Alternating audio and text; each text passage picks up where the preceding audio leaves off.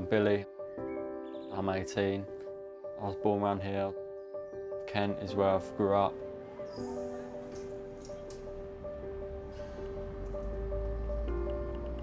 I'm really nothing special, but I think when, you know, all this stuff happened when I was 13, 14, I think it really changed a lot for me.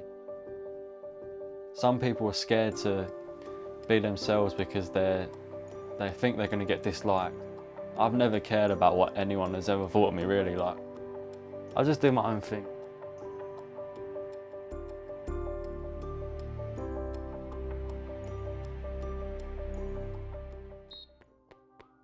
Football, running, and going out with the boys. Those are three things I love. God, what do I hate? I don't know what I hate. Oh, Man United. Don't like Man United.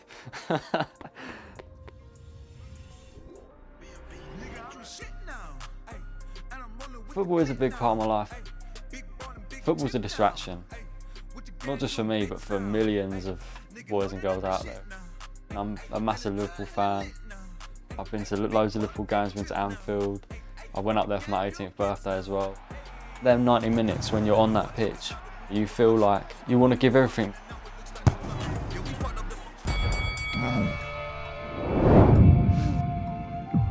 You feel like a boss.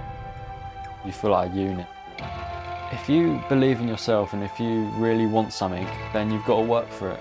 Go on the extra mile.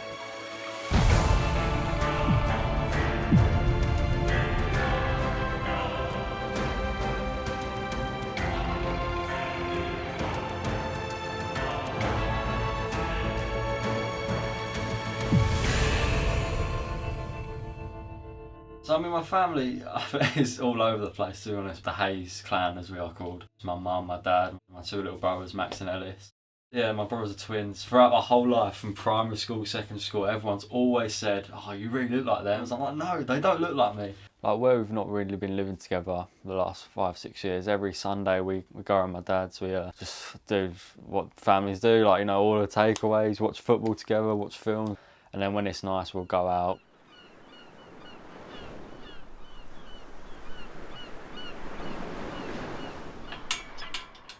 When you go through tough times, your family are they're you, they know you more than anyone. 25th of June 2018, I remember it all like it was yesterday.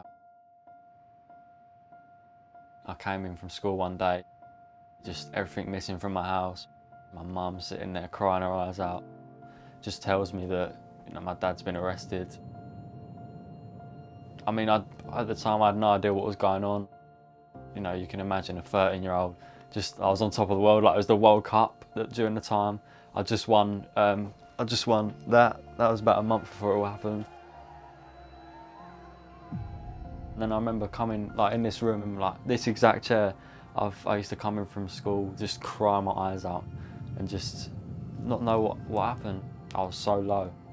I remember about a month or so after, when my dad came out of prison, after everything happened, that's the first time in my life I'd seen that man cry. We just had a drink and he just told me sort of what was going on. My dad used to drink a lot, like a lot.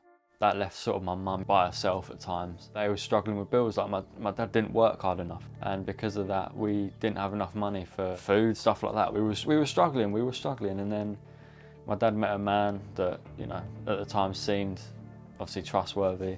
Basically said to us, "Look, I'm gonna help you pay your bills, stuff like that, if you give me this." And he had his own company. Obviously my mum and dad, desperate, believed it and went for it, paid them. I remember I'd be sitting in my room and I'd see men in suits come to the house with cameras, like ready to just get rid of us. And when I'd ask my dad, he'd be like, "Oh, it's nothing, it's nothing." My dad would get in at 10, 11 o'clock after drinking loads and they'd be arguing for hours. I've never met the guy. I know where he lives. I know he changes his name several times because obviously, you know, he's a con man. I mean, one minute I had a house, I had my family together. After one day, everything was gone. I didn't have anything. Everything was too much for my head and I didn't know how to deal with it. It was clear that I was struggling with depression. I didn't want to be here. I I didn't want to get out and go to school. You know, my mum and dad would always say to me, yeah, you need help. And I would always deny it. I'd be like, no, I'm fine, I'm fine. And when people do that, most of the time they are hiding something or they are feeling something, whether they want to admit it or not. I think the early sort of signs of getting there and help was genuinely football. You want to give everything because they're your friends, they're your teammates, they're people that want to watch you be happy. You know, I was a completely different person on the pitch. I was shouting at everyone. I was excited to be there. And when I was off it, I was just, you know, like head down, kicking the floor, didn't want to be here. Like, that's what exercise and for me football did. It gave me more confidence to genuinely, you know, motivate myself to like get up. Like, I'd be like, oh, okay, I've got a match today, I need to get up. And then I discovered the gym, and I mean, that's how everything changed for me, really. So we're now going to the gym. I mean, I love exercise, so I'll go after work every day. And physical health and mental health go hand in hand, just because you're not so focused on what's up there. You're focused on kicking a ball, or you're focused on lifting weights, or you're focused on boxing or whatever. Like, so you don't care about what's up there, you care about what you're doing in front of you, and it just naturally just makes you feel at ease. Not me, let's go. Nice. So slow it down, you're sort of throwing them together. I met Billy not too long after his 18th birthday.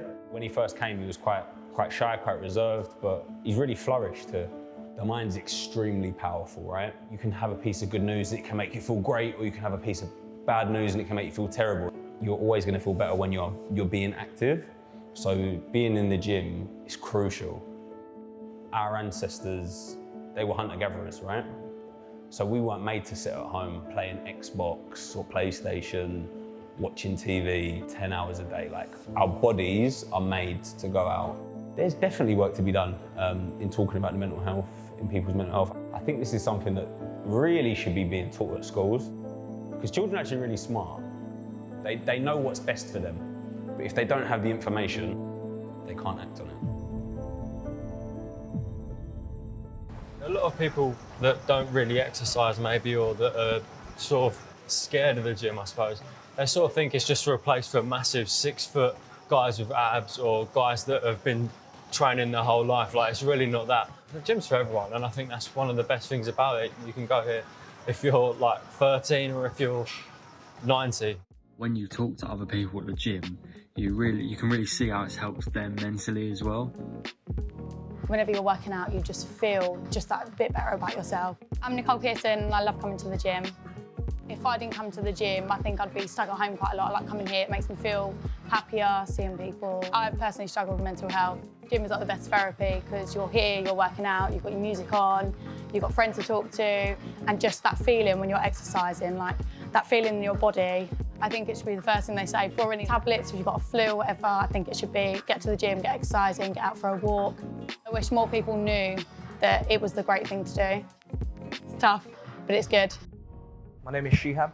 Just after lockdown, I got convinced by friends to come back to the gym, and then ever since I've just really stuck to it. Coming to the gym just mentally is actually like really vital for me. I know some people will think like that's not de-stressing, and I'm like, no, it is. We're literally pushing everything to the limit, and then afterwards you just feel great. One of my previous jobs was I was a mental health rehab officer.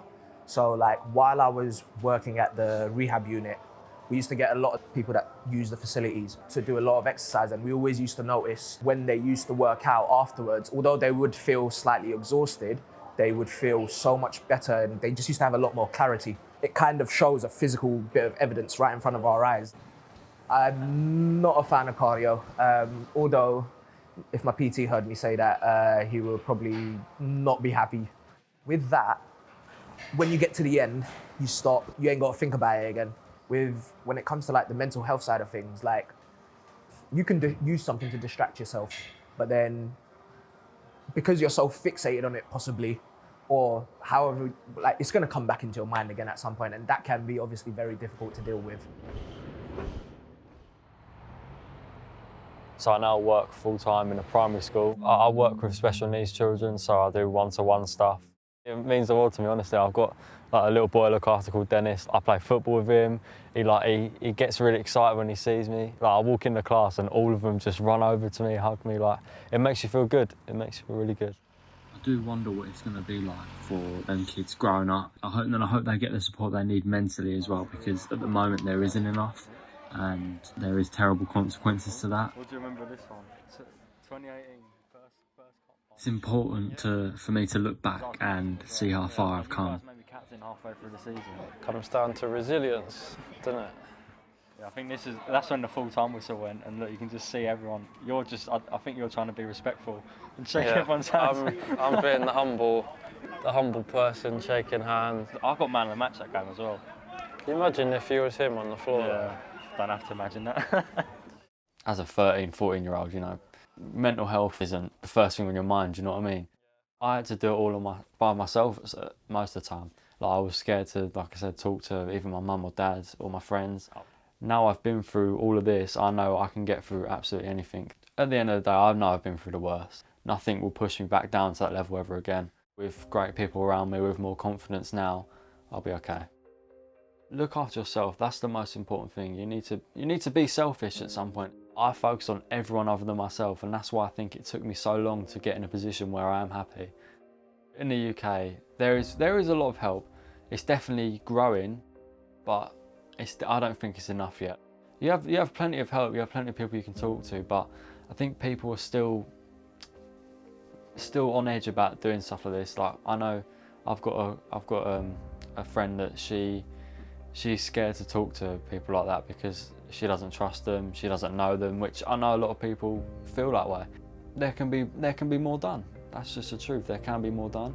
You know, I'm really just a normal teenager, but I shouldn't be, you know, doing documentaries, having them played in schools, doing charity matches. I shouldn't be doing that, but I do it because I care and because I know that from my experiences, I can help people.